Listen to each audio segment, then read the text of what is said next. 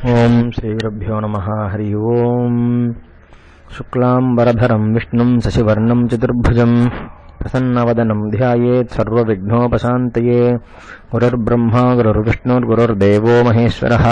गुरुः साक्षात् परं ब्रह्म तस्मै श्री गुरवे नमः। गुरवे सर्वलोकानां विषजे भवरोहिणां निधये सर्वविद्यानां श्रीदक्षिणामूर्तये नमः। सद्गुरुचरणारविन्दाभ्यां नमः। श्रीराम राम रामेति रमे रामे मनोरमे सहस्रनाम तत्तुल्यं रामनाम वरानने। श्रीरामचंद्र परब्रह्मणे नमः। वाल्मीकि रामायणம் யுத்தகாண்டம் சர்க்கம் 81. மாயா சீதையின் வதை. பிறகு இந்திரஜித் மகாத்மாவான ஸ்ரீராமரது எண்ணத்தை தெரிந்து கொண்டு அந்த போர்க்களத்தை விட்டு திரும்பி லங்கை மாநகரினுள் புகுந்தான். சூரனான அந்த இந்திரஜித் பலவான்களான அரக்கர்களின் வதத்தை நினைத்து நினைத்து கோபத்தால் கண்கள் சிவந்தவனாய் பெரும் காந்தியால் விளங்கிக் கொண்டு மறுபடியும் வெளிக்கிளம்பினான். வெகு வல்லமை தங்கினவனும் புலஸ்திய வம்சத்தில் உதித்தவனும் தேவர்களுக்கு முள்ளாக பெயர் பெற்றவனுமான அந்த இந்திரஜித் பல அரக்கர்களால் சூழப்பட்டவனாய் அந்நகரத்தின் மேலை வாயில் வழியாக வெளிக்கிளம்பினான். வீரர்களாய் சகோதரர்களான ஸ்ரீராம லக்ஷ்மணர்கள் போரிட சித்தமாக இருந்ததை பார்த்து இந்திரஜித் அப்போது மாயையை வெளிக்காட்ட கருதினான். பிறகு அந்த அரக்க வீரன் ரதத்தில் மாயாமாயமான சீதையை உண்டு பண்ணி பெரும் சேனையால் சூழப்பட்டவனாய் அவளை வதைக்க விரும்பினான். கெட்ட எண்ணம் கொண்ட அவன் எல்லோரையும் மோசம் பண்ண வேண்டுமென்று எண்ணி சீதையை கொல்ல முயற்சியுடையவனாய் வானரரை நோக்கிச் சென்றான். அந்த இந்திரஜித் லங்கையை விட்டு வெளிக்கிளம்பி வந்ததை வானரர்கள் கண்டு வெகு கோபம் கொண்டவர்களாய் போர் புரிய விரும்பி மலைகளை தூக்கி கொண்டு சென்றார்கள். வானரர்களுக்குள் யானை போன்றவனான ஹனுமான் கெட்டுதற்கும் அரிய மலையினது பெருஞ்சிகரம் ஒன்றை ஏந்திக் கொண்டு அவர்கள் யாவருக்கும் முன்பாகச் சென்றான். அப்படி சென்ற ஹனுமான் இந்திரஜித்தின் ரதத்திலே ஸ்ரீராமரது காதலியாய் அழகிய பெண்ணான சீதை கூந்தலை ஒரே பின்னலாக திரித்து விட்டு கொண்டும் எளிமையடைந்தும் உபவாசத்தால் வாடின முகம் பெற்றும் மிகவும் அழுக்கடைந்த ஒற்றை துணியை உடுத்தி கொண்டும் ஓர் ஆபரணமும் இல்லாமலும் தூசியாலும் அழுக்காலும் தேகம் முழுவதும் நிரம்பி இருந்ததை கண்டான். அவளை ஒரு முகூர்த்த காலம் உற்று பார்த்து மைதிலி என்றே நிச்சயித்து மிகவும் வருந்தினான். ஏனெனில் அந்த ஹனுமான் சில நாளைக்கு முன்பாகத்தான் அவளை பார்த்தானன்றோ. வெகு பரிதாபமான நிலையில் அழுக்கு நிறைந்த தேகத்துடன் சீதை அந்த ரதத்தில் இருந்ததை பார்த்து ஹனுமான் கண்களில் நீர் ததும்ப வெகு துக்கமடைந்தவனானான்.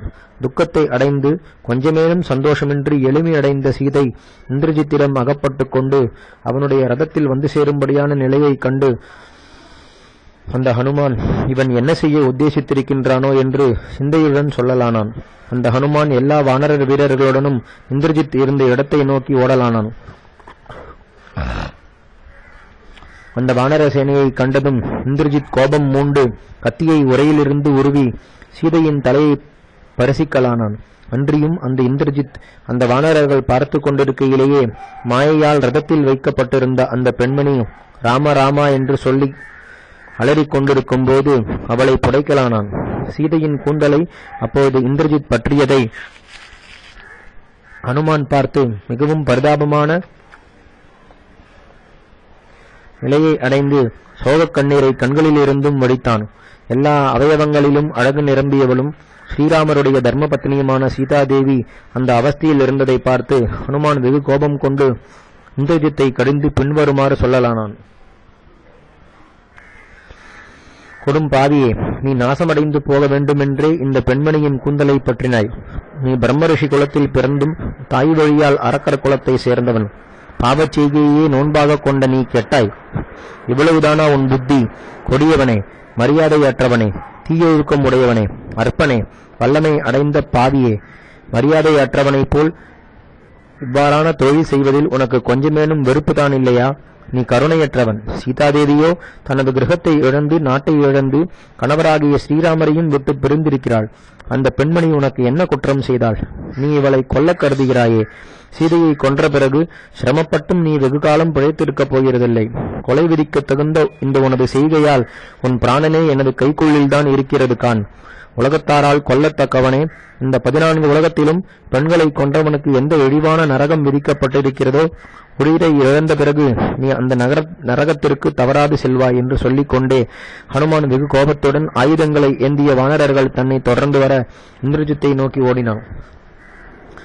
அவ்வாறு ஓடி வந்த வெகு வல்லமை தங்கிய வானர சேனையை கடுவேகமுள்ள அரக்கர்களின் சேனை தடுத்தது. அப்போது அந்த இந்திரஜித் அம்புகளை ஆயிரக்கணக்காக எய்து அந்த வானர சேனையை கலக்கி வானர வீரர்களுக்குள் உத்தமனான ஹனுமானை நோக்கி மறுமொழி சொல்லலானான். சுக்ரீவனும் நீயும் ராமனும் எவள் காரணத்தால் இந்த இடம் வந்தீர்களோ அந்த சீதையை உங்கள் கண்முன்பாகவே நான் இதோ வதைக்கின்றேன். இதோ இவளை கொன்ற பிறகு வானரனே, ராமனையும் லக்ஷ்மணனையும், வானரனான உன்னையும், சுக்ரீவனையும், மரியாதையற்ற விபீஷணனையும் வதைப்பேன். வானரனே, பெண்வதை செய்யக்கூடாதென்று நீ சொல்லுகிறாய் என்றாலும் சத்துருக்களுக்கு துக்கம் உண்டு பண்ணும் காரியத்தை செய்ய வேண்டுவது இன்றியமையாததாகும் என்று இவ்வாறு ஹனுமானை நோக்கி சொல்லிவிட்டு இந்திரஜித் அழுது கொண்டிருந்த மாயா சீதையை தானாகவே கூரிய முனையை உடைய கத்தியால் வெட்டினான். பூநூல் அணிந்து கொள்ளும் இடமாக கத்தியால் வெட்டுண்ட அந்த அழகான எளிய சீதை மாய்ந்து பூமியில் விழுந்தாள். இந்திரஜித் சுயமாகவே அந்த பெண்மணியை கொன்ற பிறகு ஹனுமானை நோக்கி பின்வருமாறு சொல்லலானான். என் கோபத்தால் ராமனுடைய மனைவியை கொன்றுவிட்டேன். இவ்வாறு நான் சீதையை கொன்றபடியால் இனி நீங்கள் படுகின்ற சிரமமெல்லாம் வீணே என்றான். அவ்விதமாக இந்திரஜித் கத்தியால் சீதையை கொன்றுவிட்டு ரதத்தில் ஏறி சந்தோஷத்துடன் பெருங்குரலால் கர்ஜிக்கலானான். கர்ஜித்துக் கொண்டே கோட்டைக்குள் நுழைந்த இந்திரஜித்தின் அட்டகாசத்தை வானரர்கள் தூரத்தில் நின்ற வண்ணமே கேட்டார்கள். கொடிய புத்தியுள்ள அந்த இந்திரஜித் அவ்வண்ணம் தானே சீதையை கொன்று வெகு சந்தோஷமடைந்தான். அப்போது அவன் எவ்வளவு சந்தோஷமடைந்திருந்தானோ அவ்வளவு துக்கமடைந்தவர்களாய் வானரர்கள் யாவரும் சரையில் என்று ஓடலானார்கள். வால்மீகி ராமாயணம் யுத்தகாண்டம் சர்க்கம் 82. நெகும்பிலையில் இந்திரஜித்தின் ஹோம ஆரம்பம். இதுபோல் பயங்கரமாக இந்திரஜித் செய்த ஆரவாரத்தை வானர வீரர்கள் கேட்டு திசைகள் எல்லாவற்றையும் பார்த்து கொண்டு ஓடலானார்கள். பிறகு துக்கத்தால் வாடின முகங்கள் உள்ளவர்களும் வெகு பரிதாபமான நிலைமையில் இருப்பவர்களும் பயந்தவர்களும் சிதறி ஓடுகின்றவர்களுமான வானரர்களை எல்லாம் பார்த்து வாயுவின் குமாரனான ஹனுமான் இவ்வாறு சொல்லலானான். வானரர்களே, யாது காரணத்தால் முகம் வாடியவர்களாய் போர் செய்வதில் உற்சாகத்தை இழந்து நீங்கள் ஓடுகின்றீர்கள்? உங்களுடைய போர் வல்லமை எங்கு போயிற்று? இப்போரில் முன்னே செல்லுகின்ற என்னை பின்தொடர்ந்து நீங்கள் வாருங்கள். உயர் குலத்தில் பிறந்த சூரர்கள் புறங்காட்டி ஓடுவது தகுதியா என்றான். இவ்விதமாக ஹனுமான் சொன்னதும் வானரர்கள் வெகு உற்சாகம் கொண்டவர்களாய் உள்ளம் கழித்து மலையின் சிகரங்களையும் மரங்களையும் தங்கள் கைகளில் எடுத்துக்கொண்டு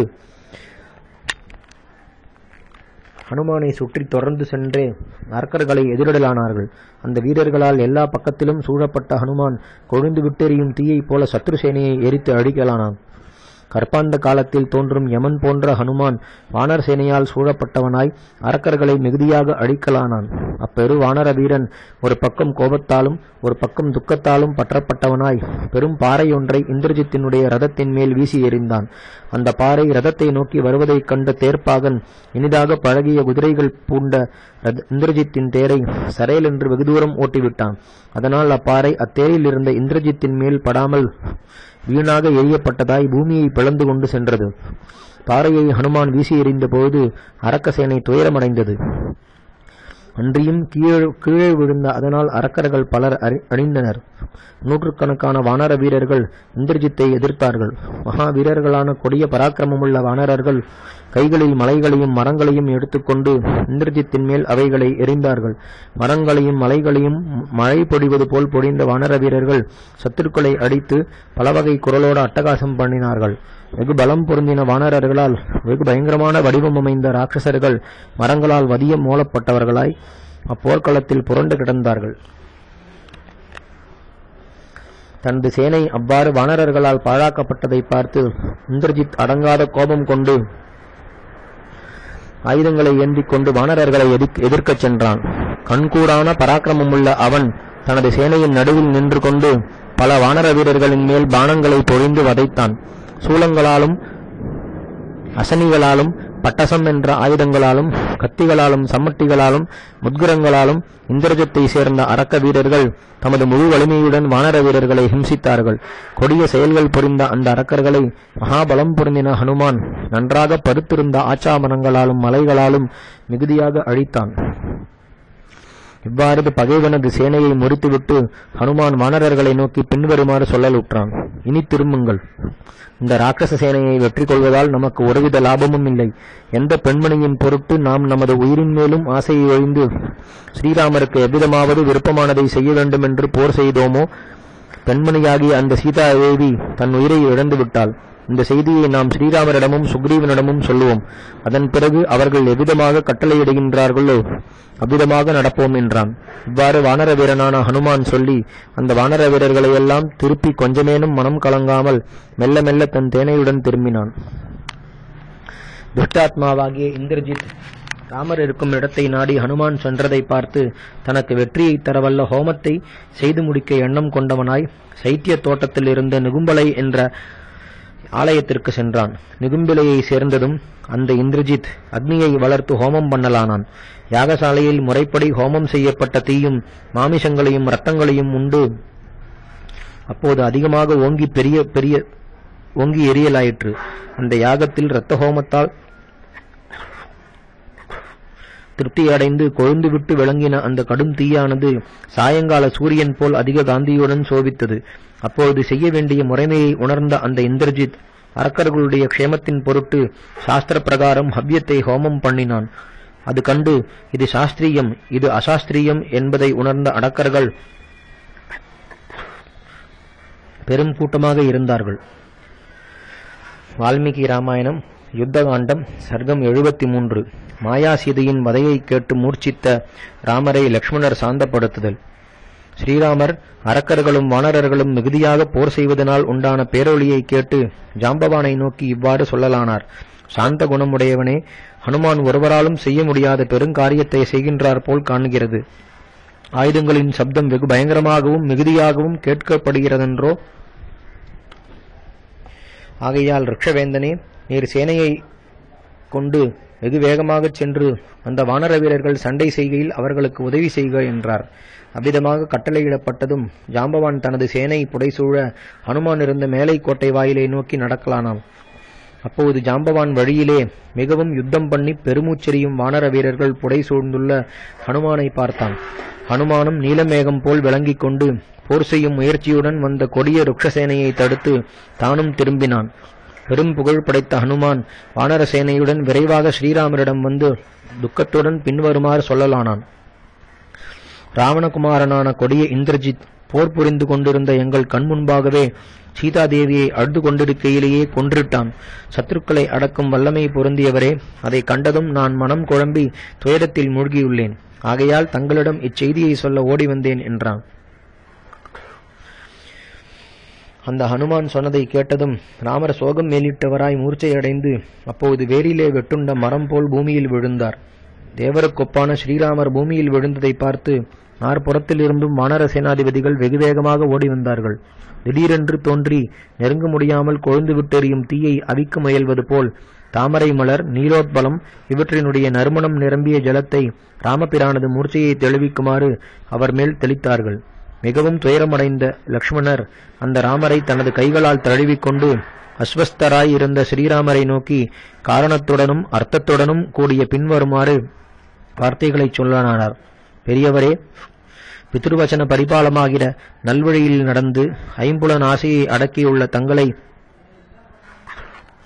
பயனற்ற தர்மமானது அனர்த்தத்திலிருந்தும் பாதுகாக்க வல்லமையற்றதே. ஸ்தாவர ஜங்கமங்களான பொருள்கள் கண்ணுக்கு புலனாவது போல் தர்மம் என்பது கண்ணுக்கு காணாத பொருளாயிருத்தலால் அது இல்லையென்றே எனக்கு தோன்றுகிறது. தர்மம் என்று ஒரு பதார்த்தம் இருக்குமாயின் அது ஸ்தாவரமாவது ஜங்கமமாவது கண்ணுக்கு புலனாக இருக்க வேண்டியிருக்க இந்த தர்மம் அவ்வாறு பிரத்யட்சமாக இல்லையே. மேலும் தர்மம் என்று ஒன்று உண்டாயின் தங்களை போன்றவர்கள் இவ்விதமாக துக்கம் அனுபவிக்கவே மாட்டார்கள். அன்றியும் அதர்மம் என்பது நிச்சயமாக இருக்கும் பட்சத்தில் ராவணன் பெருந்துன்பத்தை அடைந்திருக்க வேண்டும். அவ்வாறே தர்மம் என்பது நிச்சயமாக இருக்கும் பட்சத்தில் தர்மத்தையே மேற்கொண்டுள்ள தாங்களும் இவ்விதமாக வியசனமடைந்திருக்க மாட்டீர்கள். அதார்மிகனான ராவணன் துக்கப்படாமையையும் தர்மிஷ்டரான தாங்கள் துக்கப்படுவதையும் சீர்தூக்கி பார்த்தால் தர்மம் அதர்மமாகவும் அதர்மம் தர்மமாகவும் காணப்படுகிறது. இவ்வாறு இவை ஒன்றோடொன்று மாறாக இருக்கின்றன. தர்மத்தினால் அதன் பயனான நன்மையும் அதர்மத்தினால் அதன் பயனான தீமையும் விளையும் என்று தாங்கள் எண்ணுவீர்களேயானால் அது சரியன்று. எவரிடத்தில் அதர்மம் குடிகொண்டிருக்கின்றதோ அவர் துக்கத்தையும், எவரிடத்தில் தர்மம் கொண்டிருக்கிறதோ அவர் இன்பத்தையும் அடைந்தாரேயானால் அப்போது தர்மத்தில் நடப்பவர்களுக்கு தர்மத்தின் பயனாக இன்பம் உண்டாகும் என்றும் அதர்மத்தில் நடப்பவர்களுக்கு அதர்மத்தின் பயனாக துன்பம் உண்டாகும் என்றும் உறுதியாக ஏற்படும். இப்போதோ அதர்மத்தையே கொண்டிருப்பவர்களுக்கு நன்மை பெருகுவதையும் தர்ம வழியிலேயே ஒழுகுபவர்களுக்கு துயரம் பெருகுவதையும் காண்கிறபடியால் தர்மத்தினால் நன்மையும் அதர்மத்தினால் தீமையும் விளையும் என்று கூறுகின்ற சொற்கள் பொருளற்றனவே. ராகவரே, பாவச் செயல் புரிகின்றவர்கள் அதர்மத்தால் கொல்லப்படுகிறார்கள் என்போமானால் தர்மமும் அதர்மமும் தொழில் வடிவமாக இருத்தலாலும் தொழில்கள் யாவும் க்ஷணிகம் என்பது கொள்கையானதாலும் செய்த க்ஷணத்திலேயே நசிப்பனவான அந்த தர்மமும் அதர்மமும் எவ்வாறு பயனளிக்க வல்லனவாகும்? இனி தர்மத்தினாலும் அதர்மத்தினாலும் விதி என்பது ஒன்று தோன்றி அது பயனளிக்கிறதென்போமானால் அப்போது தர்மாதர்மங்களின் பயனை நடத்தி வைப்பதான விதியைத்தான் நன்மை தீமைகள் சேர்ந்தனவாகும். சத்துருக்களை அடியைச் செய்பவரே, அனுமானத்தினாலும் பிரத்யக்ஷத்தினாலும் காணப்படாததாய் இல்லையென்றே சொல்லக்கூடிய அபூர்வம் என்று பெயர் பெற்ற தர்மத்தினால் ஒருவன் பேறு பெறுகின்றான் என்று சொல்வது எவ்வாறு சாத்தியமாகும்?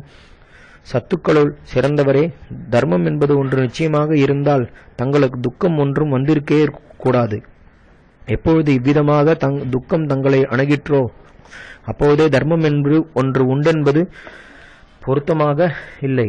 இனி வழியற்றதும் தானாகவே ஒரு காரியத்தை நிறைவேற்றுவிக்கும் திறமையில்லாததுமான தர்மம் என்பது தான் பயனை விளைவிக்கின்ற போது தகுதியான வலிமையை எதிர்பார்க்கின்றதென்றால் வலிமையற்றதும் தானாகவே பயனை விளைவிக்கும் திறமையில்லாததுமான அந்த தர்மத்தை அனுஷ்டிக்க வேண்டுவதில்லை என்பதுதான் என்னுடைய எண்ணம். காரியத்தை சாதிக்கின்ற விஷயத்தில் தர்மமானது வலிமைக்கு உட்பட்டு நின்று பயனை விளைவிக்கும் என்றால் தர்மத்தை பிரதானமாக கொள்ளாமல் தர்மத்தில் இருந்தது போல் பலத்துக்கு பிராதானியம் கொடுத்து நடவுங்கள். பகைவரை தபிக்கச் செய்பவரே, மெய்மை என்பது ஒரு தர்மமானால் தங்களுக்கு பட்டாபிஷேகம் செய்விப்பதாக முதலில் சொல்லி பிறகு அதை பொய்யாக்கி தயையின்றி தங்களை காட்டுக்கு அனுப்பிய தந்தையை ஏன் தாங்கள் தண்டித்திருக்க கூடாது? எப்போதும் ஒரு க்ஷத்திரியன் தர்மத்தை தான் செய்ய வேண்டும் என்பது கோட்பாடானால் இந்திரன் விஸ்வரூபன் என்னும் முனிவனை கொன்று யாகம் பண்ணியிருப்பானா? முனிவனை கொல்லாமலேயே யாகம் செய்திருப்பானன்றோ? அன்றி ஒரு க்ஷத்திரியன் அதர்மத்தையே செய்ய வேண்டும் என்பது கோட்பாடானால் முனிவனை கொன்று யாகம் செய்திருக்க மாட்டான். முனிவனது கொலையை மாத்திரம் செய்திருப்பான். க்ஷத்திரியனான தேவேந்திரன் முனிவனது கொலையையும் யாகத்தையும் செய்ததனால் மனிதனான க்ஷத்திரியனும் காலத்திற்கு தக்கபடி தர்மம் அதர்மம் என்ற இரண்டையும் மேற்கொள்ள வேண்டியது இன்றியமையாததாகும். ராகவரே, தர்மமும் அதர்மமும் தனியே ஒரு நியமமாக மேற்கொள்ளப்படுமாயின் அவை செய்பவனை நாசம் செய்யும்.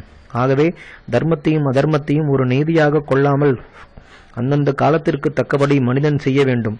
அருள் செய்யத்தக்கவரே, இவ்வாறு செய்வதுதான் முறைமையாகும் என்பது எனது கொள்கை. தர்மத்திற்கு முதல் காரணமான பொருளை ராஜ்யத்தை உபேட்சித்துவிட்ட தாங்கள் முன்னமே வெட்டி எறிந்தீர்கள். மலைகளிலிருந்து ஆறுகள் பெருகுவது போல் யாகம் தானம் முதலிய நற்காரியங்கள் எல்லாம் பல இடங்களிலிருந்து வந்து குவியும் வளரும் பொருளால்தான் கைகூடும். பொருளில்லாமல் ஒளி குறைந்த புருஷனுடைய காரியங்கள் எல்லாம் கோடை காலத்தில் அற்ப நதிகள் போல் வறண்டுவிடும். முதலில் சுகமாக இருந்து தனக்கு கிட்டிய பொருளை கைவிட்ட புருஷன் பிறகு சுகத்திலுள்ள விருப்பத்தினால் தீய வழியினாலும் பொருளை தேடுகின்றான். அவ்வழியால் அவனுக்கு பொருள் குற்றம் உண்டாகிவிடுகிறது. எவனுக்கு பொருள் இருக்கின்றதோ அவனுக்குத்தான் நண்பர்கள், எவனுக்கு பொருள் இருக்கின்றதோ அவனுக்குத்தான் பந்துக்கள். எவன் பணக்காரனோ அவன்தான் இவ்வுலகத்தில் மனிதன் ஆவான். எவன் கையில் திரவியம் இருக்கிறதோ அவன்தான் பண்டிதன். எவன் பணக்காரனோ அவன்தான் வல்லமையுள்ளவன். எவன் பொருளுள்ளவனோ அவன்தான் மகாபுத்திமான். எவனிடம் தனம் இருக்கின்றதோ அவன்தான் பாக்யவான். எவன் பணக்காரனோ அவன்தான் பெரும் குணவான். திரவியத்தை கைவிடும் பட்சத்தில் நான் முன்பு சொன்னவற்றிற்கு மாறான நண்பினர் இல்லாமை முதலிய பெரும் குறைகள் தோன்றும். வீரரே, எந்த குணத்தை கண்டு கிட்டிய ராஜ்யத்தை தாங்கள் கைவிட்டீர்களோ அது எனக்கு விளங்கவில்லை. எவனிடம் திரவியம் இருக்கின்றதோ அவனுக்குத்தான் தர்மமும் காமமும் அனுகூலமாகும். திரவியம் இல்லாதவன் அதனை தேடுவதிலேயே தனது காலத்தை கழிக்க வேண்டியவனாகையால் அவன் வேறொரு வகை பிரயோஜனத்தையும் தேடிக்கொள்ள முடியாதவனாகிறான். வேந்தரே, சந்தோஷம், சுகம், செருக்கு, தர்மம், கோபம், சமம், தமம் இவைகள் எல்லாம் பொருளுடைமையில் இருந்துதான் உண்டாகின்றன. எதிரில் இருக்கும் செல்வத்தை உபேட்சித்தவர்களுக்கு இவ்வுலக இன்பமே கிட்டாது. மேகம் மூடிய நாட்களில் சூரியன் முதலிய கிரகங்கள் காணப்படாதது போல் சுகத்திற்கு காரணமான அந்த பொருள்கள் தங்களிடத்தில் காணாமல் போய்விட்டன. காட்டுக்கு ஓட்டப்பட்ட தாங்கள் பிதிர்வாக்கிய பரிபாலனமாகிற தர்மத்தை பரிபாலனம் செய்து வருகையில் தங்களுடைய உயிரினும் மேலான மனைவியை அரக்கன் தூக்கி கொண்டு போனான். இந்த துக்கம் போதாதென்று இந்திரஜித்து இதற்கும் மேலான துக்கத்தை இன்றைக்கு உண்டாக்கி வைத்தான். அந்த துக்கத்தை நான் இன்று எனது காரியத்தால் அகற்றுகின்றேன். ஆகையால் ராகவரே, எழுந்திருங்கள். புருஷ சிங்கமே, புஜபலா பராக்கிரமம் உள்ளவரே, உறுதியான நோன்பு புரிகின்றவரே, தங்களை மகாத்மாவென்றும் பரமாத்மாவென்றும் ஏன் தாங்கள் அறிந்து கொள்ளவில்லை? குற்றமற்றவரே, தங்களுக்கு நன்மையை விளைவிக்க வேண்டுமென்றே ஜனனம் எடுத்திருக்கும் தங்களுக்கு நன்மையை விளைவிக்க வேண்டுமென்றே ஜனனம் எடுத்திருக்கும் நான் தங்களை அடுத்திருக்கும் சீதாதேவி வதைக்கப்பட்டதை பார்த்து கோபம் கொண்டேனாகையால் யானைகள், தேர்கள், அரக்க வீரர்கள் என்ற இவர்களுடன் கூடிய இந்த இலங்கையை எனது பாணத்தால் அழித்து விடுகிறேன். தேற்றிக் கொள்ளுங்கள் என்றார். வால்மீகி ராமாயணம் யுத்தகாண்டம் சர்க்கம் 84. விபீஷணர் ராமரை உண்மை அறிவித்து தேற்றி இந்திரஜித்தை வதைக்கும் உபாயம் கூறுதல். தமையன் மேல் அதிக விசுவாசம் வைத்திருந்த லக்ஷ்மணர் ஸ்ரீராமரை தேற்றிக் கொண்டிருந்த போது விபீஷணர் எல்லா சேனைகளையும் அவ்வவற்றிற்கு உரிய இடங்களில் நிறுத்திவிட்டு யானை அரசு யானைகளால் சூழப்பட்டு வருவது போல் பலவகை போர்களிலும் வல்லவர்களும் நீலமலைக்கு ஒப்பான உருவம் பொருந்தினவர்களும் ஆகிய 4 மந்திரிகளுடன் புடைசூழ அவ்விடம் வந்து சேர்ந்தார். அவர் வந்ததும் மகாத்மாவான ராமர் சோகத்தால் பரிதபித்துக் கொண்டிருப்பதையும் வானரர்கள் கண்களில் நீர் ததும்ப துயரப்பட்டுக் கொண்டிருப்பதையும் கண்டார். இக்ஷ்வாகு வம்சத்தை பெருமைப்படுத்துமாறு திருவவதாரம் எடுத்த மகாத்மாவான ஸ்ரீராமர் லக்ஷ்மணருடைய மடியில் மூர்ச்சையாக படுத்திருந்ததை அந்த அரக்கர் பார்த்தார். ஸ்ரீராமர் சோகத்தினால் வருந்தி முகம் வாடினவராய் இருந்ததை அந்த விபீஷணர் பார்த்ததும் தனது மனதுக்குள்ளே தாமும் துக்கித்து மிக்க எளிமையுடன் இதற்கு என்ன காரணம் என்று வினாவினார். அப்போது லக்ஷ்மணர் தமது கண்களிலே நீர் ததும்ப சுக்ரீவன் முதலான வானர சேனாதிபதிகளின் முகங்களை பார்த்து விபீஷணரை நோக்கி வெகு துக்கத்துடன், சாந்த குணமுடையவரே, இந்திரஜித் சீதையை கொன்றான் என்று ஹனுமான் ஸ்ரீராமரிடம் சொல்ல அதை கேட்டதும் அவர் மோகமடைந்தார் என்றார். அவ்வாறு லக்ஷ்மணர் சொல்லிக் கொண்டிருக்கையிலேயே அவரை விபீஷணர் தடுத்து, வேந்தரே, ஹனுமான் சொன்ன சமாச்சாரம் சமுத்திரம் வற்றி போனது என்று எப்படி அசம்பாவிதமோ அதுபோலவே இதுவும் அசம்பாவிதமான காரியம் என்று நான் எண்ணுகிறேன். மகாபாகுவே, சீதையிடம் கொடிய ராவணன் கொண்டிருக்கும் கருத்து எனக்கு நன்றாக தெரியும். அப்பெண்மணியை அவன் ஒருபோதும் கொல்ல மாட்டான். அவனது நன்மையை நாடின நான் பலமுறை சீதாதேவியை விட்டுடுங்கள் என்று இறந்து கேட்டும் அவன் அதை ஒருபோதும் ஒத்துக்கொள்ளவே இல்லை. சாமத்தினாலும் தானத்தினாலும் வேதத்தினாலும் சீதையை காணுவதற்கும் முடியாதே. அப்படியிருக்க யுத்தோபாயத்தினால் சீதையை காணுதல் அவனுக்கு கூடுமா? அன்றி வேறு மாய உபாயத்தினால்தான் அப்பெண்மணியை காண முடியுமா? அந்த அரக்கன் எல்லா வானரர்களையும் மாயையால் வஞ்சித்து இப்போது நிகும்பலை என்னும் கோயிலுக்கு சென்றிருக்கிறான். அங்குதான் அவன் ஹோமம் பண்ணுவான். அவன் ஹோமத்தை சரிவர முடித்து மட்டும் போர்க்களம் புகுவானேயானால் தேவர்கள் யாவருடனும் கூடின இந்திர பகவானாலும் அவனை போரில் வெல்ல முடியாது. வானரர்கள் தனக்கு இடையூறு செய்யாமல் இருப்பதற்காகவே அந்த வானரர்களுக்கு மோகத்தை உண்டாக்கிய அந்த இந்திரஜித் இவ்வண்ணம் மாயையை செய்திருக்கிறான். ஆகையால் அவன் ஹோமத்தை முடிக்கும் முன்பாகவே நாம் சேனைகளுடன் அந்த இடம் செல்ல வேண்டும். மானிட புலியே, வீணான இந்த துயரத்தை விட்டுடுங்கள். தாங்கள் சோகத்தில் மூழ்கியிருப்பதை பார்த்து எல்லா சேனைகளும் குழம்பி கிடக்கின்றன. தாங்கள் இவ்விடத்திலேயே மனக்குழப்பம் சிறிதுமின்றி இயல்பான தன்மையுடன் சுகமாக இருங்கள். லக்ஷ்மணரை மாத்திரம் சேனாதிபதிகளோடு என்னோடு அனுப்புங்கள். இவர் தமது கூரான பானங்களால் அவன் செய்கிற ஹோமத்தை அழிப்பார். ஹோமம் அழிந்த மாத்திரத்தில் இந்திரஜித் எளிதில் வதைக்கத்தக்கவன் ஆவான். லக்ஷ்மணரது கூரான கொடிய இந்த பானங்கள் இறகு கட்டியிருப்பதனால் வெகு வேகமாக பறவைகள் போல் பறந்து சென்று இந்திரஜித்தின் இரத்தத்தை குடித்துவிடும். இந்திர பகவான் வஜ்ராயுதத்தை ஏவுவது போல் இந்திரஜித்தினுடைய நாசத்தின் பொருட்டு தாங்கள் உத்தம குணங்கள் யாவும் நிறைந்த லக்ஷ்மணரை ஏவி அனுப்ப வேண்டும். வேந்தரே, சத்துருக்களை வதைப்பதில் காலதாமதம் செய்ய இதுவல்ல சமயம். ஆகையால் மகேந்திரன் அசுரர்களை எல்லாம் கொல்ல கட்டளையிடுவது போல் இப்போது தாங்கள் சத்துருக்களை வதைக்க கட்டளை கொடுக்க வேண்டும். அந்த அரக்க வீரன் தனது யாகத்தை முடித்து விடுவானேயானால் அவன் போர்க்களத்தில் தேவாசுரர்களின் கண்களுக்கும் தெரியவே மாட்டான். மேலும் தனது ஹோமத்தை முடித்துவிட்ட பிறகு அவன் போர் செய்ய தொடங்கினால் பிறகு தேவர்களுக்கும் தமது உயிரை பற்றியும் பெரும் சந்தேகமே என்றார்.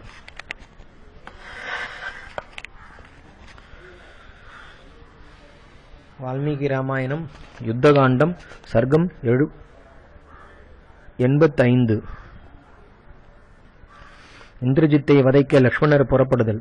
துக்கத்தால் பரிதபித்துக் கொண்டிருந்த ஸ்ரீராமர் விபீஷணர் சொன்னதை கேட்டு அந்த அரக்க வீரர் இன்னது சொன்னார் என்பதை தெரிந்து கொள்ளாமலே இருந்து அதன் பிறகு சத்துருக்களை வெல்லும் தன்மையுள்ள அவர் தம்மை கொஞ்சம் தைரியப்படுத்திக் கொண்டு வானரர்கள் முன்னிலையில் சமீபத்தில் இருந்த விபீஷணரை நோக்கி, ராட்சசராஜனான விபீஷணரே, தாங்கள் சொன்னதை மறுபடியும் நான் கேட்க விரும்புகிறேன்.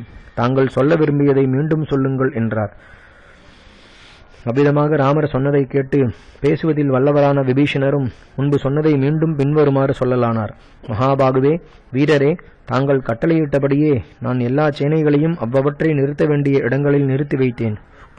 அச்சேனைகள் எல்லாவற்றையும் நாற்புறத்திலும் பிரித்து வைத்துள்ளேன். அந்த சேனைகளுக்கு ஏற்ப சேனாதிபதிகளும் முறைப்படி ஆங்காங்கே நிறுத்தப்பட்டிருக்கின்றனர். புகழ்பெற்றவரே, இன்னும் நான் விண்ணப்பம் செய்து கொள்வது என்னவென்றால், தாங்கள் இவ்வண்ணம் காரணமின்றி துயரப்படுகிறபடியால் நாங்களும் அவ்வாறே துயரப்படும்படியாகின்றது.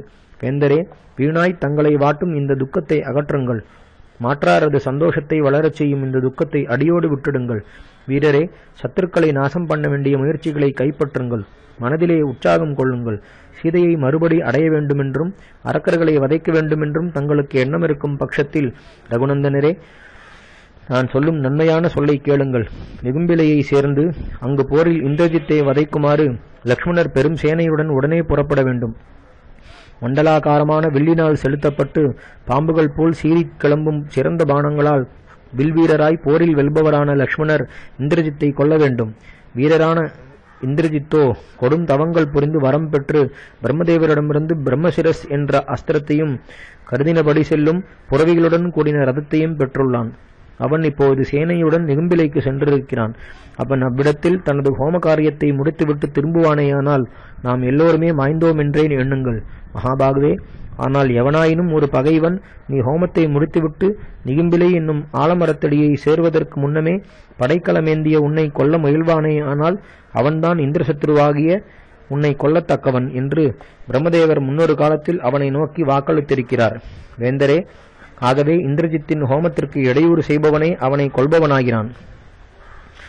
ஆகையால் மகாபலசாலியே ராமரே, அந்த இந்திரஜித்தினுடைய வதத்தின் பொருட்டு லக்ஷ்மணரை ஏவுங்கள்.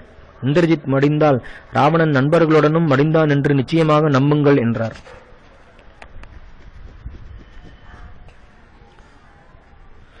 விபீஷணர் சொன்னதை கேட்டதும் ஸ்ரீராமர், உண்மையான பராக்கிரமமுள்ள விபீஷணரே, கொடிய அந்த அரக்கனுடைய மாயை எனக்கு தெரியும். அவன் பிரம்மாஸ்திரத்தை அறிந்த புத்திமான், அதிக மாயையும் மிக்க பலமும் அமைந்தவன். வருண பகவானோடு சேர்ந்து தேவர்கள் யாவரும் அவனுடன் போர் புரிய வந்தபோதிலும் அவர்கள் அவ்வளவு பெயர்களையும் மூர்ச்சையை அடையும்படி செய்ய வல்லவன். மிக்க புகழ் பெற்றவரே, அந்த அரக்கன் ரதமேறி ஆகாயத்தில் சஞ்சரிக்கையில் மேகக்கூட்டத்தில் மறைந்துவிட்ட சூரியனைப் போல் அந்த அரக்கனுடைய போக்கை கண்டுபிடிப்பது அசாத்தியம் என்று சொல்லினார். கொடிய துராத்மாவாகிய இந்திரஜித்தின் மாயையின் வல்லமையை ஸ்ரீராமர் அறிந்தவராகையால் புகழ் பெற்று விளங்கும் லக்ஷ்மணரை நோக்கி, லக்ஷ்மணா, வானரராஜனுக்கு எவ்வளவு சேனைகள் உண்டோ அவ்வளவையும் உன்னுடன் அழைத்துக் கொண்டு ஹனுமான் முதலான சேனாதிபதிகளுடன் கூடினவனாய் சேனைகளுடன் கூடி வரும் ரிக்ஷராஜனான ஜாம்பவானையும் அழைத்துக் கொண்டு மாயாபலத்தில் தேர்ந்திருக்கும் இந்திரஜித்தை வதை செய். இந்திரஜித் இப்போது சென்றிருக்கும் இடத்தை நன்றாக தெரிந்த மகாத்மாவாகிய இந்த அரக்க வீரர் மந்திரிமார்களுடன் உன்னை பின்தொடர்ந்து வருவார் என்றார். ஸ்ரீராமர் அவ்வண்ணம் கட்டளையிட்டதை கேட்டதும் வெகு ஆச்சரியகரமான வல்லமை அமைந்த லக்ஷ்மணர் விபீஷணரை தம்முடன் கூட்டிக் கொண்டு சிறந்த வில்லை கையிலேந்தி கவசத்தை உடம்பில் தரித்து கத்தியையும் எடுத்துக்கொண்டு பொன்மயமான அம்புகளையும் கைப்பற்றி ஸ்ரீராமருடைய திருவடிகளை தொட்டு நமஸ்காரம் செய்து வெகு சந்தோஷத்துடன் அவரை பார்த்து சொல்லலானார். அன்னப்பறவைகள் தாமரை ஓடைகளில் இறங்குவது போல் இன்று எனது வில்லிலிருந்து விடுக்கப்பட்ட பானங்கள் இந்திரஜித்தை கொன்று இலங்கையில் விழப்போகின்றன. எனது வில்லினுடைய நாணிலிருந்து பிரயோகிக்கப்பட்ட அந்த பானங்கள் இன்றைக்கே கொடியவனான அவனது உடலை பிளந்து கொண்டு விடும் என்று இவ்வாறு ஸ்ரீராமர் முன்பாக அதிக காந்தியால் விளங்கும் லக்ஷ்மணர் சொல்லிவிட்டு இந்திரஜித்தை வதைப்பதற்காக வெகு வேகமாக செல்லலானார்.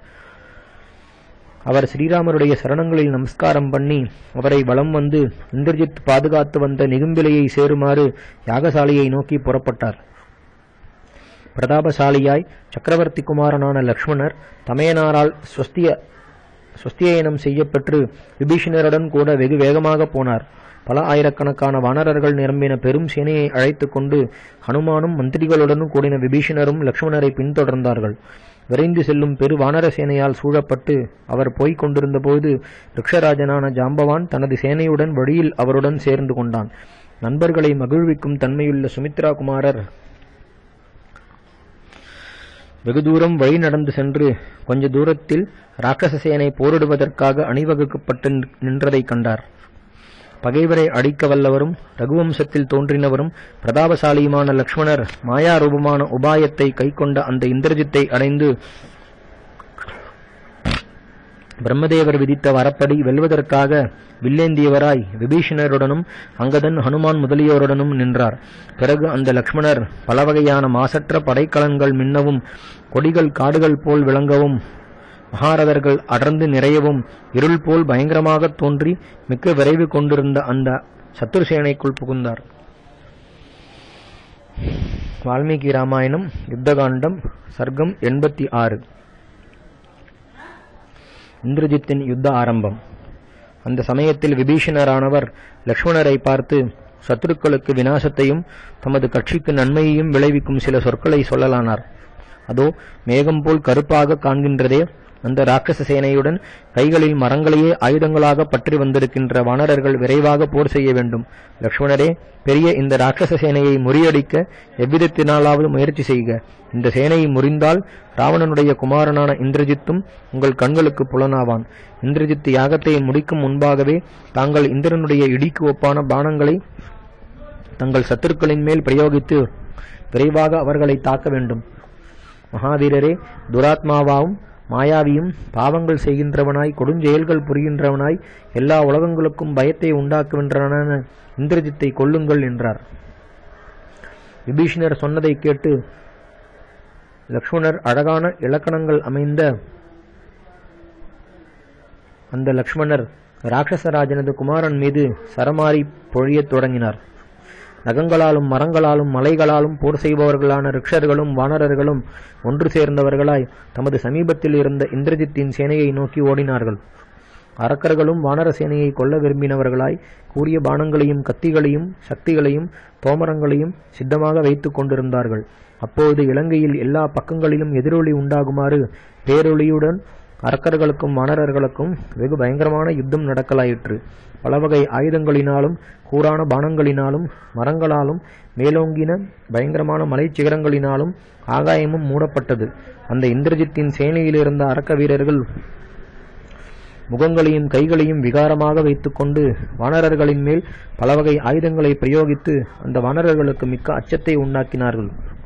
அப்படியே வானர வீரர்களும் பலவகை மரங்களாலும் மலை சிகரங்களாலும் அரக்க வீரர்களை அப்போரில் துரத்தி அடித்தார்கள்.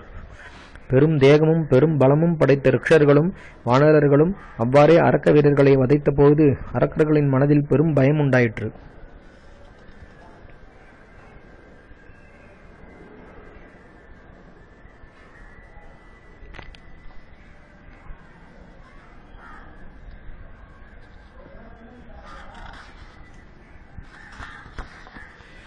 பகைவர்களால் வெல்லுவதற்கு அரிய இந்திரஜித் தனது சேனை மிக்க சங்கடத்தில் இருப்பதையும் அதனை சத்துருக்கள் அழிப்பதையும் கேள்விப்பட்டு தான் தொடங்கின ஹோமம் முடிக்கும் முன்பாகவே அந்த ஹோமத்தை விட்டு போருக்கு எழுந்தான்.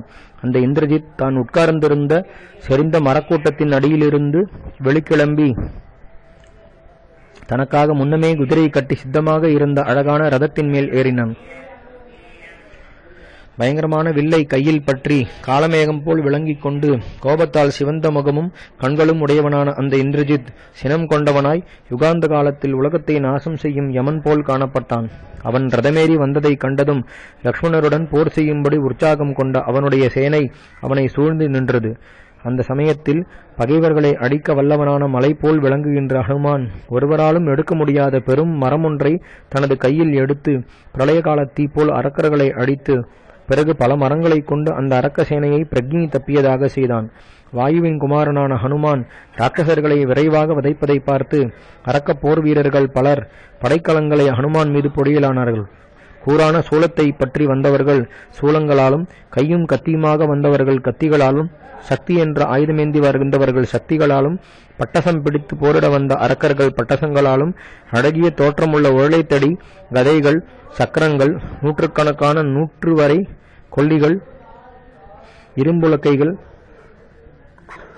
பயங்கரமான கோடாளிகள், பிண்டிபாலங்கள் என்ற ஆயுதங்களை ஏந்தியவர்கள் அந்தந்த வகை ஆயுதங்களாலும் போர் செய்தார்கள்.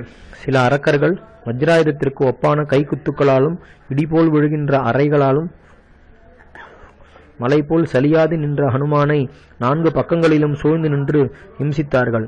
ஹனுமானோ மிக்க சினத்தோடு அவர்களையெல்லாம் பெரும் கொலை புரிந்தான். மலை போல் விளங்கி சத்துருக்களை ஒழிக்கின்ற அந்த ஹனுமானை இந்திரஜித் நேரில் கண்டு உடனே தனது சாரதியை பார்த்து, ஹனுமானான அந்த வானரன் இருக்கும் இடத்திற்கு ரதத்தை உடனே ஓட்டு. நாம் இவனை லட்சியம் செய்யாதிருந்தால் இவன் உடனே அரக்கர்களாகிய நமக்கு அடிவை செய்வான் என்றான். இவ்வண்ணம் அவன் சொன்னதும் சாரதி மாருதி இருந்த இடத்திற்கு ஒருவராலும் போரில் தகைய முடியாத இந்திரஜித் ஏறியிருந்த ரதத்தை சடுதியில் ஓட்டினான். நெருங்குவதற்கு அரிய வல்லமையுள்ள அந்த இந்திரஜித் ஹனுமானை சேர்ந்ததும் பாணங்கள், கத்திகள், பட்டசங்கள், கோடாளிகள் என்னும் இந்த ஆயுதங்கள் ஹனுமானது தலைமேல் பொழிய ஆரம்பித்தான். பயங்கரமான அந்த ஆயுதங்களை எல்லாம் ஹனுமான் தாங்கிக் கொண்டு வெகு கோபத்துடனே இந்திரஜித்தை பார்த்து வெகு அலட்சியமாக பின்வருமாறு சொல்லலானான். கெட்ட புத்தியுள்ள இந்திரஜித்தே, ராவணபுத்திரா, நீ வீரனானால் என் முன்னே நின்று யுத்தம் செய் பார்ப்போம். வாயுவின் குமாரனை எதிர்த்த பிறகு நீ உயிருடன் திரும்பிச் செல்ல மாட்டாய். உனக்கு துவந்த யுத்தம் செய்ய வேண்டும் என்று இருந்தால் ஆயுதங்களை விட்டுவிட்டு கை சண்டைக்கு வருவாய்.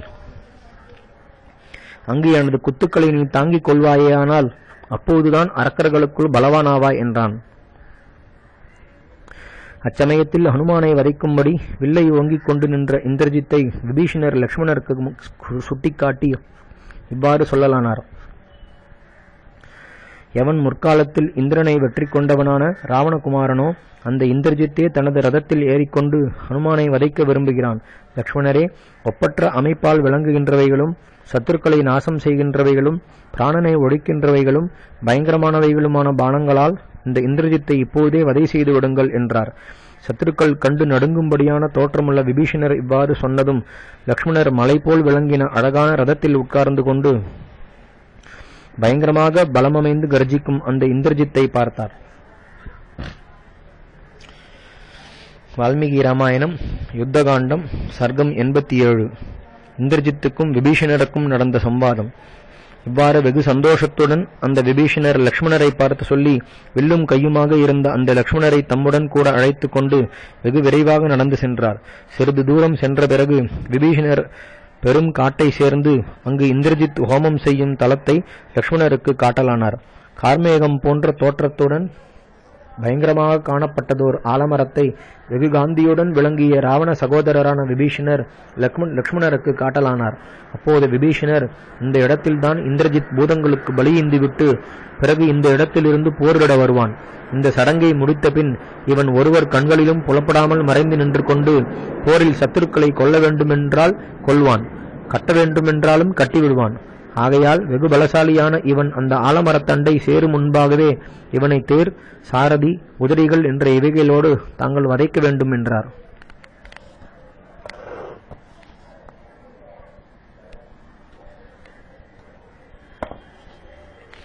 நண்பர்களை மகிழ்விக்க வல்ல பராக்கிரமசாலியான லக்ஷ்மணரும் அப்படியே ஆகட்டும் என்று சொல்லி அந்த இடத்திலேயே தனது அழகான வில்லை டங்காரம் செய்து கொண்டு சலியாமல் நின்றார்.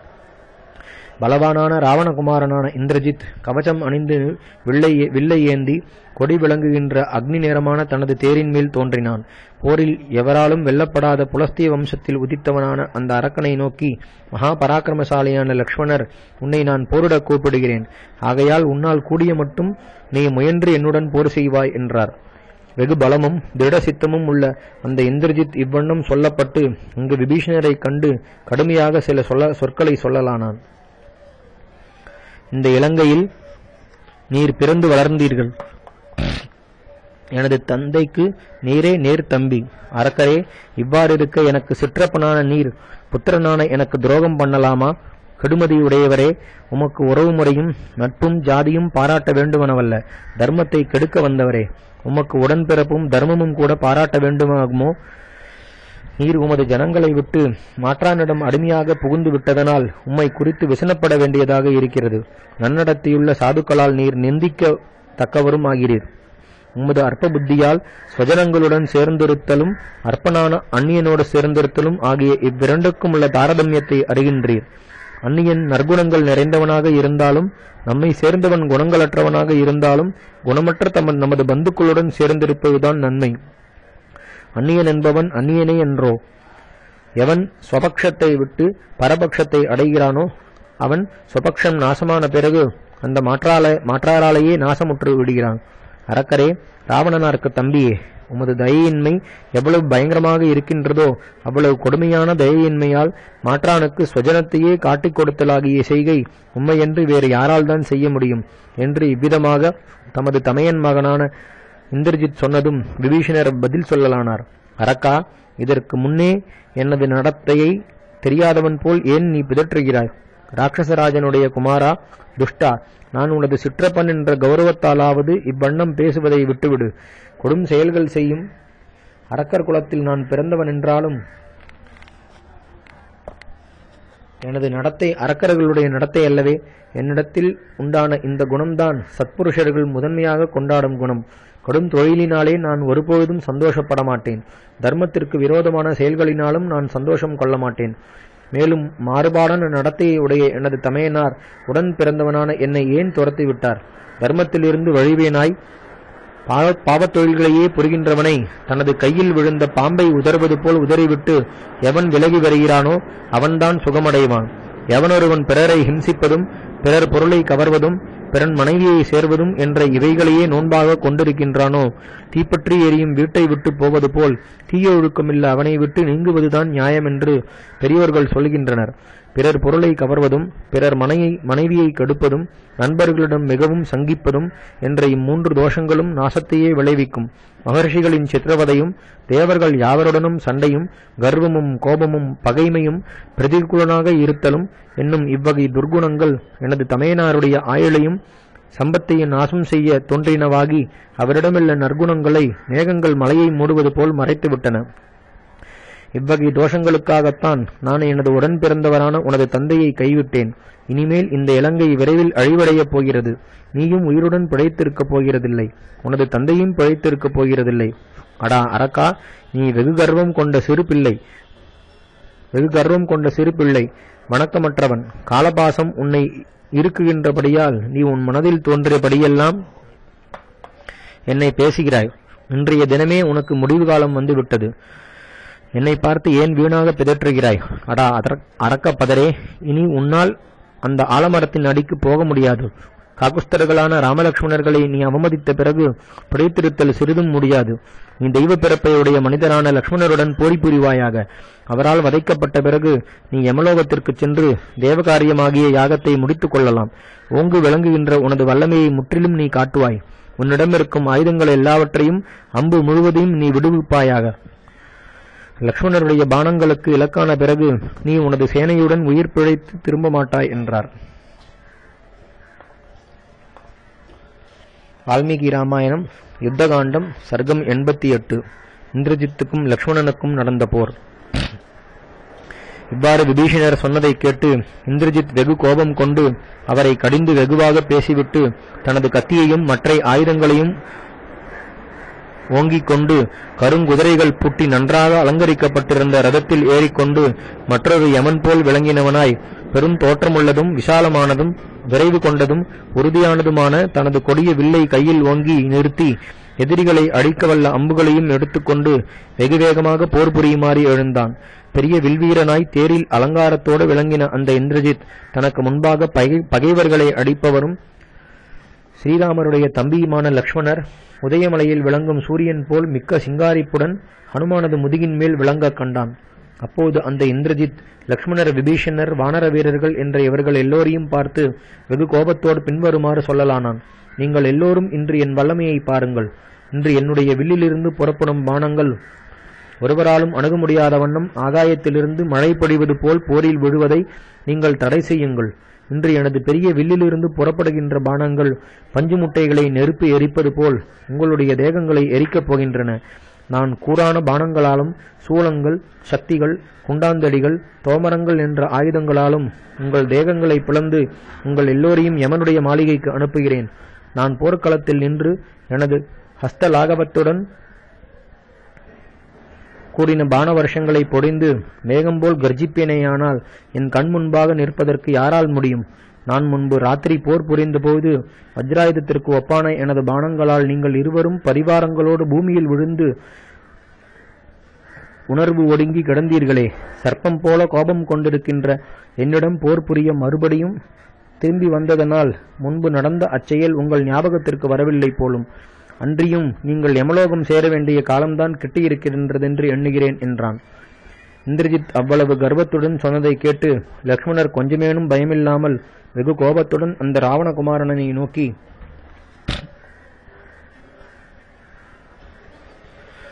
மறுமொழி சொல்லலானார். அரக்கா, நீ அசாத்தியமான காரியங்களை வாயினால் மாத்திரம் சொல்லுகிறாய்.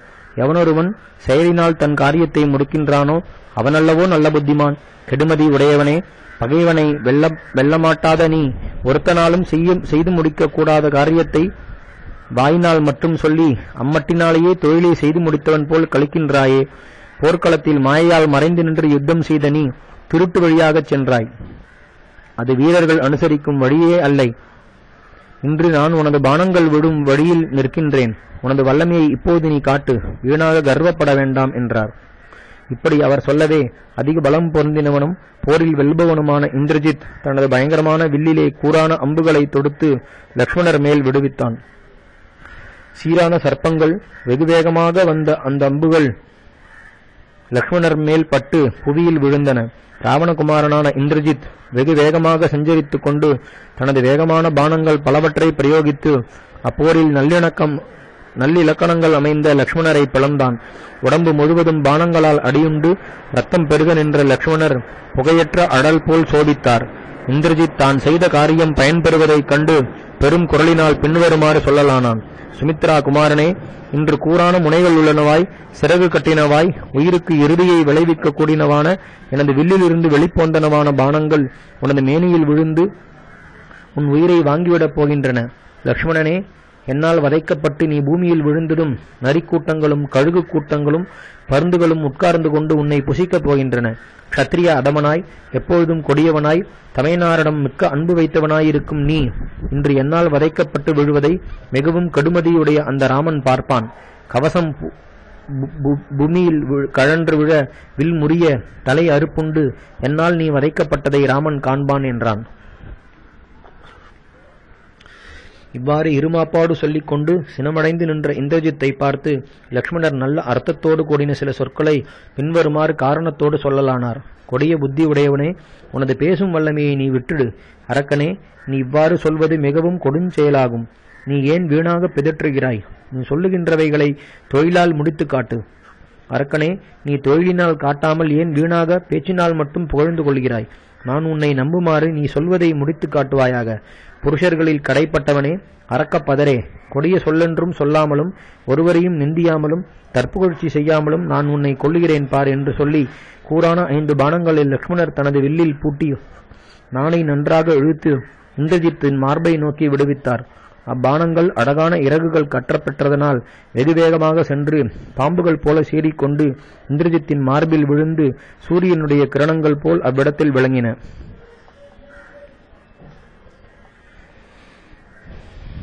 அவ்வாறு லக்ஷ்மணர் தன்னை பானங்களால் அடித்ததும் இந்திரஜித் கடும் கோபம் கொண்டு 3 பானங்களை எடுத்து விடுத்து லக்ஷ்மணரை பிளந்தான். ஒருவரை ஒருவர் வெல்ல விரும்பி அந்த அரக்க வீரனும் அந்த மனித வீரனும் போர் புரிந்த அப்போது அந்த யுத்தம் வெகு பயங்கரமாக இருந்தது. அந்த இருவரும் மிகுதியாக பலம் அமைந்தவர்கள். அவ்விருவருமே வெகு பராக்கிரமம் உள்ளவர்கள். அவ்விருவரும் மிக்க வல்லமை உள்ளவர்கள். ஆயுதங்கள் எல்லாவற்றிலும் வல்லவர்கள். அவ்விருவரும் ஒப்பற்ற பலமும் காந்தியும் அமைந்து ஒருவராலும் வெல்ல முடியாதவர்கள். அவ்விருவரும் அச்சமயத்தில் ஆகாயத்தில் 2 கிரகங்கள் போரிடுவது போல் போரிடலானார்கள். போரில் ஒருவராலும் அணுக முடியாத மகா தைரியசாலிகளான அந்த இருவர்களும் ஒருவரை கொண்டு ஒருவர் பயப்படாமல் விருத்ராசுர தேவேந்திரன் போரிடுவது போலவும் 2 சிங்கங்கள் சீறி போரிடுவது போலவும் போரிடலானார்கள். அப்போது அந்த மானுட சிங்கமும் அந்த அரக்க சிங்கமும் பல பானங்களை பிரயோகித்துக் கொண்டு வெகு உற்சாகத்தோடு போர் புரிந்தார்கள். விற்களையும் அம்புகளையும் ஏந்திய அந்த அரக்கனும் லக்ஷ்மணரும் ஒருவரை ஒருவர் வெல்ல விரும்பி மிக்க உற்சாகத்துடன் ஒருவரை மேல் ஒருவர் மேகங்கள் சோனா மாறி பொழிவது போல் மிகுதியாக அம்பு மாறி பொழியலானார்கள். போரில் வல்லவர்களாய் மகாபலசாலிகளான அந்த 2 வீரர்களும் கொடிய அம்புகளையும் கத்திகளையும் மற்றும் கூரான பல ஆயுதங்களையும் ஏந்தியனவர்களாய் போரில் மிகுதியாக தலையிட்டுக் கொண்டு முன்பு பெரும் போரில் இந்திரனும் சம்பராசுரனும் போரிட்டது போல் மிகவும் புடைத்துக் கொண்டார்கள். ஸ்ரீ ராமச்சந்திர பரபிரம்மணே நமஹ. ஹரிஹி ஓம்.